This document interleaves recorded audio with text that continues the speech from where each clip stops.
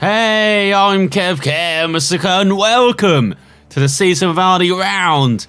The Glen, Helen circuit, magnificent circuit in America, as it is incredibly undulating, as you can see from the background, and incredibly challenging as well. So here we go on to our qualifying effort, and let's somehow describe a lap around this circuit. As you have loads of hairpins, you can see it's a bit damp on the outside. Have we got wet track and sunny conditions? For the first time in ages, have we got mixed conditions? As you can see, just huge ruts everywhere. Huge jumps as well, as you will see. As we're going onto the back straight here, whole shot is in front of us. The starting gates are behind us, and now this magnificent wide open right-hander. And now we go into the undulating stuff, into the hairpin, up the hill. You will hear this a lot on this lap. As you short shift it up to 5th, I forget. Can't really do that in this game. There you go, downhill now. Look at that. Must be insane for a rider in real life. As now we're going uphill. Really trying to push it. It's Hillman. Hillman is his name, but Hillman is definitely not his nature around here. It's really did struggle up that hill. Then the tightest hairpin, I believe, on the course. Then downhill once again. So you can see there's another hairpin coming up. A bit easier than the previous one. You saw a massive rut once again in the middle corner. But now blind. Right, and no, we're down. Jonas is down. Hillman is down. And now we're being caught by one of the Yamahas, I believe, or was that Husqvarna? Because now we've got some mounds to the rescue, hopefully. As now we've got another tight corner. You can see just after the jump as well, just like in Britain that we've seen previously. And downhill once again into... Oh, we're getting attacked by the Husqvarna. Forced wide. What is this brutality? As we're coming to the end of that now, and once again, massive. Right, oh, we're down. So we're nowhere near the 2 minute that time, which is the best round it. I suggest we're going to be near the back, as we do a 2 minute 14. But you can see how crazy this track is. Definitely my favourite in the game. I don't think it's on the 2017 calendar, so it won't be the next MXGP game, which is very disappointing. But magnificent track and venue. As it looks like the Frenchman is going to be at the top. No, it's Helen who grabs it in the end with an equal time to the Frenchman. That's a bit strange how he posts the time later, but actually gets the top spot. Again, milestone, your timing is glitching again. As the Frenchman is second on Yamaha, third is the Britain Husqvarna, fourth is the Suzuki, fifth is the Kawasaki. Look at that, 5 different manufacturers in the top 5. Fantastic to see. Bogie is 6th, Fiona 7th, Tonkov 8th, Covington 9th, Petrov 10th, Bernardini in 11th. We've got Russian on the Kawasaki 12th, Oslin 13th. We've got the Belgium on the Yamaha in 14th, then the South African on the KTM 15th, Monticelli 16th, the German on the Suzuki. Quite hard for him. Good qualifying ahead of the Honda in 17th. Gitterman off with them in 19th, who we start the year as our teammate. Then we got Trepepe in 20th. On the Husqvarna, then we've got Italian on the Husqvarna as well, Di Bortoli, and we're last by over 7 seconds, 7.5 seconds. So let's see if the race can somehow be better. It can't get any worse, I can imagine. As we improve our skills, look at the rain ability, so it is a wet track with dry conditions overhead. As here we are, preparing for the penultimate race of the season, strapping ourselves in for what is bound to be a roller coaster ride. As Covington in his home race gets the TV time alongside Tonkov. We're starting alongside the Italians on the Husqvarnas. I believe one of them was very aggressive to me on qualifying effort, so we may be out for blood in this race. A 5 that race round this magnificent track. As you take this wide open corners, Helen gets the whole shot. We're already up to 18th. Down the hill, taking that middle groove, seems to work out nicely ahead of the Russian on the Kawasaki. Uphill past Bogies as well. We're battling for a top 10 already. Make that 9th. That's the South African landing on our head. How's the Hillman still going? As here we go. To his monument, it feels like. There's lappers. Look at that. It's really struggling to get uphill. And got passed on the inside. Here comes the Kawasaki now as we go downhill. Down to 10th. But this hairpin a bit more wide open. It's a bit nicer as well as you take the inside line. Make our way back up to 9th. We're being pushed wide. Is that Petrov or Buddy doing that? He's not going to be our buddy much longer if he keeps doing it. Bogues is behind. We've got the Italian Bernardini in front. Or did. Let's make our way back up to 11th. Mounds to the rescue. Let's now we go over the hill. And we get pushed wide again. Look at that. Bernardini getting aggressive. So is Bogues. And a bit out of position for the Dutchman. Let's there we go. Try and make the move down the inside. It's not working. And look at that Bogues. Where did he come from? He's down. No, the Russian's down. Now the house fast. This is stupid at the end of that. Trying to punch it in like 4 or 5 wide. Because we've got the Honda behind. We're up to 13th. As we go on to the second lap. And this circle is actually kind to us in MXGP3. I remember dominating it along with Mexico at the end of the year. But this time around, there's Bernardini's down. He accidentally forced our former teammate down. Needs to get into 11th. Let's see, there's already a gap to the top 10. Let's try and make this up on the second lap. So I'm not sure whether to take that corner in 3rd or 4th. You don't need to brake for it. Definitely need to brake for this left-hander though. But in our first visit to America, the last time out in Charlotte, pretty decent tracker. Very unusual tracker as well. A bit like this to the calendar where that was around Charlotte Motor Speedway, a NASCAR track, almost famously a NASCAR track where it holds the longest race of the year, Coca-Cola 600, at the end of May, Memorial Weekend, when there's also the Indy 500 and Monaco Grand Prix, so it really is a fantastic day of racing. But yeah, they had motocross around there. I believe they don't have motocross around there this year, so it might be the only time we see that circuit, but very interesting challenge. Pretty wide open in parts, as we definitely don't have the pace around here. There goes down to Belgium. Hillman, he's just got to hit this race, hasn't he? He's working his way down it. Because he definitely do not have the pace around here. They definitely have upped the difficulty around this track compared to MXGP2. But again, they can just show off this track more with all the detail that you can have with this engine, Unreal 4 engine. So we're going to take the outside line here. Let's see if that's any different. Well, it would have been different if we could actually make our way through it. As now we're just straddling that big rut in the middle, and we're down to last as we go on to the further lap. That's not how that was meant to end. Once again, our best lap times are 2:10. Horrible lap times. And maybe it's just highlighting that this track you actually do need to know how to mess with the setup. As we've done nothing at all, and look at this, we're down at the back. Going to be a few seconds back. We're not even going to score points in this round, maybe, for the first time in the Hammer's career.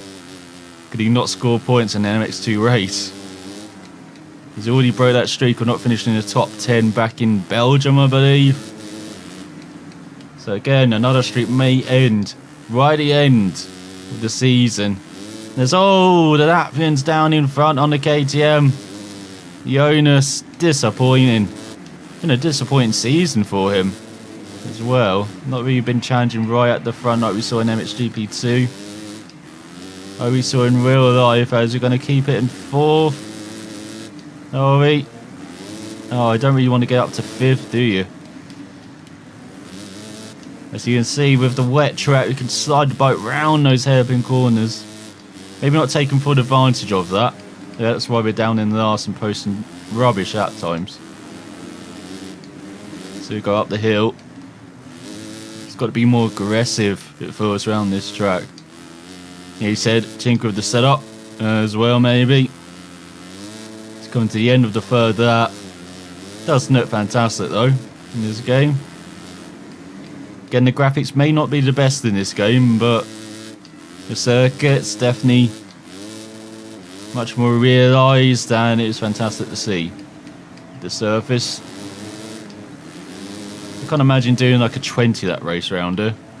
God, the ruts in some places. Must be crazy. There's, straddling the billboard. For the first time, we're going to do a 205, which is still incredibly bad at that time, but not total shit. As we're on the penultimate half of the race.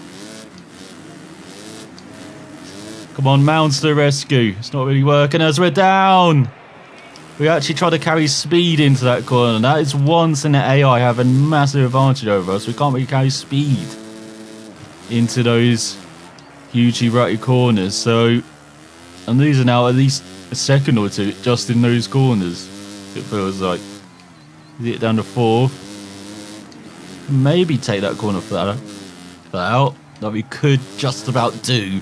It's GP2 if you got the line right. But maybe with this track, so it's been a wreck track, maybe you can't. Maybe it was dry. Could be a possibility. It's not like everyone's going up the hill while I'm still going down. So that's it. Get aggressive. You don't have to stick to the line of the rut. So trying to get up the hill. We are struggling. So that's it. Sliding the bike around that hairpin. We seem to get that hairpin nailed. Just a shame about the other 10 or so other hairpins. Like this one, as you can see, just sliding wide, embarrassingly slow. Not really sure how to take that. As now all you're hearing in the background is my bike. That's how far back we are.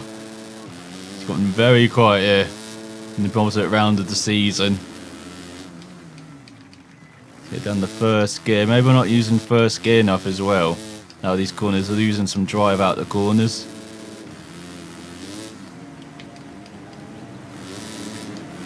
And not braking as much again, you know, not sticking to that philosophy of not braking hard, of just using the engine braking. Yes, that was better in the last corner. We better that time, yeah, 205 4. As we go into the final half of the race. Posting horrible lap times. Points are not looking like you at all. Go a bit wide in that corner. Gonna have to take the jump there. Really do not want to do that. Want to take the inside line. Keep your bike on the track as much as possible. Here we go. You're taking the wide line. Let's see if we can take this flat out. No, that just forces us even further right. And down. What an end to the Hillman's season. He's been magnificent for most of the season. No, winning so many races, so many overalls. He's got a bit tame since he's gone back to the Suzuki. Probably should have done that early in the season, make the season more competitive. And as we're down again, I have no idea how to take those corners with this track surface, as they're really struggling to get uphill. Look at that, barely over 20 miles per hour.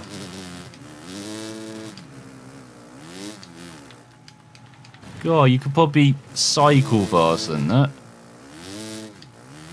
Uphill as well. As there's no one else to see as you go into the hairpin. The final time this race. Tonkov, he's already crossed the line. He's won it. The Russian. On the Yamaha. And we're around 30 seconds behind at the back. You've had 5 or 6 falls. As you can see, we're just last by a country mile. Definitely our worst race of the season so far. I can't imagine it'd get much worse than the second race, surely. The season finale. You need your champion up there, don't you? But we'll see. To go down the first gear, using that bank. As he crossed the line with a 2:20. 2:19.7. What a fantastic lap time to end the race on. Because at least the slow mo wasn't even that decent.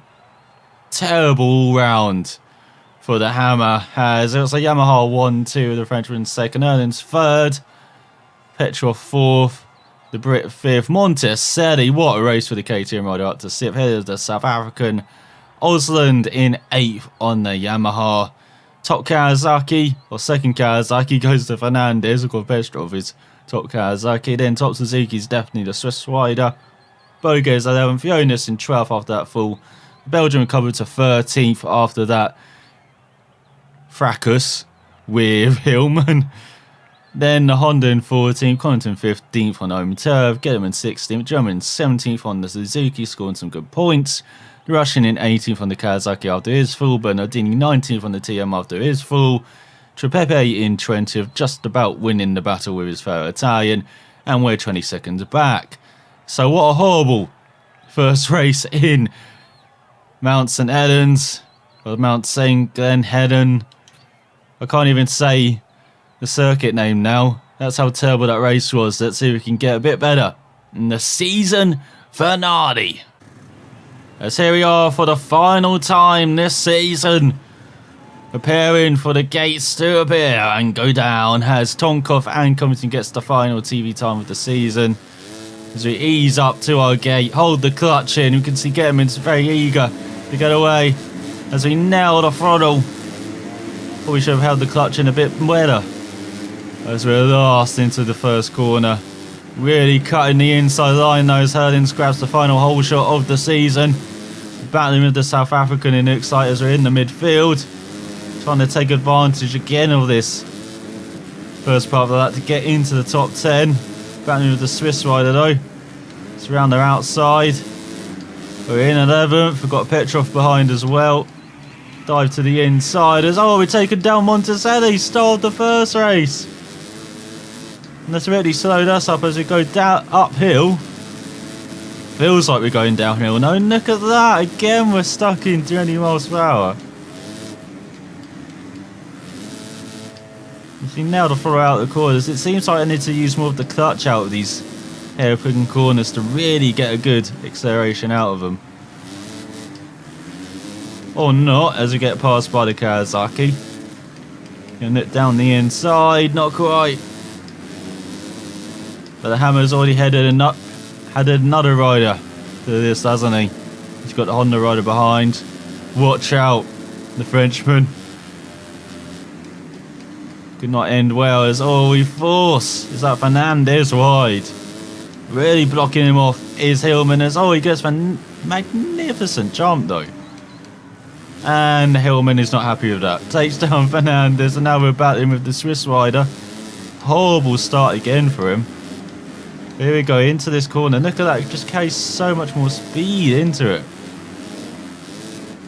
But he somehow holds on to 15th as we go across the line and onto the second lap.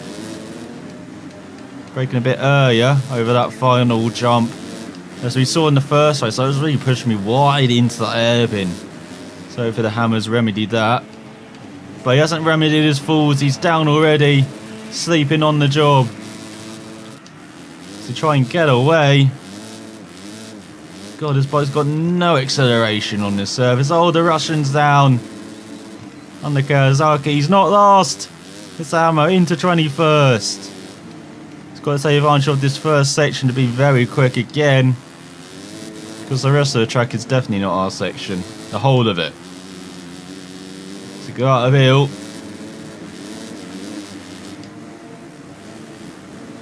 Gaining, we're gaining. Oh no, we've been reset. What? I barely ran wide. Oh, but that's a good exit of the corner. Look at that, up to 21st. And not going up the hill in like 20 miles per hour as well. Massive bonus. As here comes the Russian. Bag ass. We've got to battle this race. Even if it's not for points once again. Slide the bike in. Really taking liberty with the track limits there. Into the hairpin. Up to 5th gear already.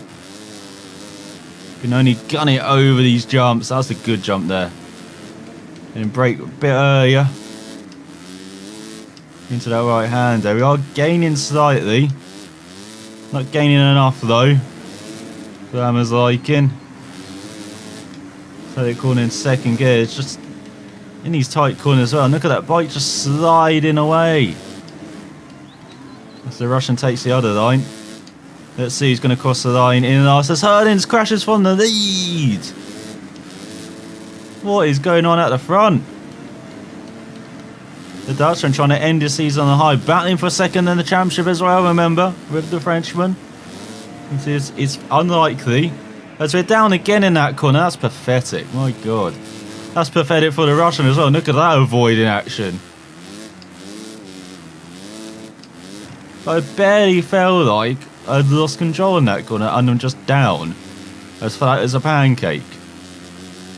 This isn't Shrove Tuesday. Why the heck am I like that? So around halfway through this race. Right in the tail of the Russian note. Maybe we can use him as our guide. You know, like we use guides in qualifying. Or we can just go around his outside. He's not having it though. Which is why we let off the gas slightly, because we remember about the reset. Stay down in second gear and look up, barges way by the Russian. Oh, the Hammer is going uphill at around 30 miles per hour now. You really got to stretch out the gearing, it seems like, when you go uphill. Downhill though, just make sure you're leaning forward as we're not too far away from the pack, considering we fell. And we're riding Horby once again. Trying some different lines here. Just trying to find speed around this track. We'll talk about how the AI are a bit easy in this game. Maybe around Mount St. Helens it's not. You know, there's only really Thailand and maybe Czech Republic as well, as Covington is down on home, so disappointing for the American. Hoping to end the season on a high. That I can think of that the AI actually beat down competitive. But it's because I wasn't using this bike as pushed by the Russian, and there we go. Getting dirty here. Gonna put ultimate out of the race. As he does not want to finish last, the Kawasaki man. As here we go to the corner of inevitable consequences. So how are we gonna fall? Oh, we're not. We're not. We made the corner. Unbelievable from the Hammer. He has not fallen. Or he's not going to fall in this lap, of course. He's taking a wide line here, but again, we've got to nail it. As we learnt in the first race. Got to take it like a V, that corner. It's just these track conditions, you can really feel the bike sliding. It's like it's going through fudge on the top of a cake. It really is struggling. Oh, that's not how you meant to take that corner. That's one of our good corners. Oh, and he's attacked the cameraman. The Hammer's attacking everyone. Here in America. Not satisfied with just the riders. I hope that cameraman's alright. As we're going up the hill at pathetic speed. Usain Bolt could probably run faster up the hill. As now we are definitely alone. We can just admire this track on the final couple of laps of the season. See it down the first. So what can we say about this Moto 2? Not Moto 2. MX2 season as Covington's down again. America may be celebrating too hard before the race. Back in his home turf. You know, it's been a fantastic season. I probably should have used ElusiveKev for the whole of the season now. I've learnt my lesson. Make it a bit more competitive. And maybe when you're using the lesser bikes, that's where the, you know, difficulty comes into its own. As you're seeing here, well, I'm mostly doing it to myself as going to the final lap of the season.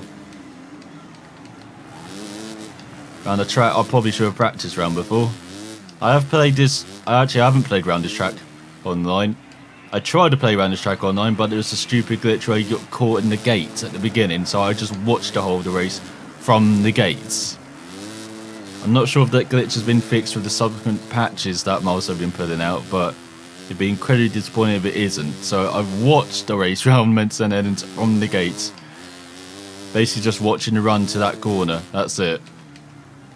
But it's probably a circuit I should have practiced for this race. Should have figured out the gearing as well. Gearing's horrible. I'm struggling with that. Again, the track surface being wet as well. Not really working out to learn this track as we go down again. I can't really tell how I'm going down because it's so dark there. I can't see the contours of that right fully, which is incredibly disappointing, but you know, you've got to just learn from this race for next season. Well, after this race, we're going to have a week break until the next episode, just to as Tonkov wins again, gets the overall, the Russian, in the final round of the season on the hammer. Good job from him. Just hasn't been consistent enough to challenge right at the front all the time, but been very good. Been in the shadow of his French teammate, but in the final round of the season, he's definitely come out of it.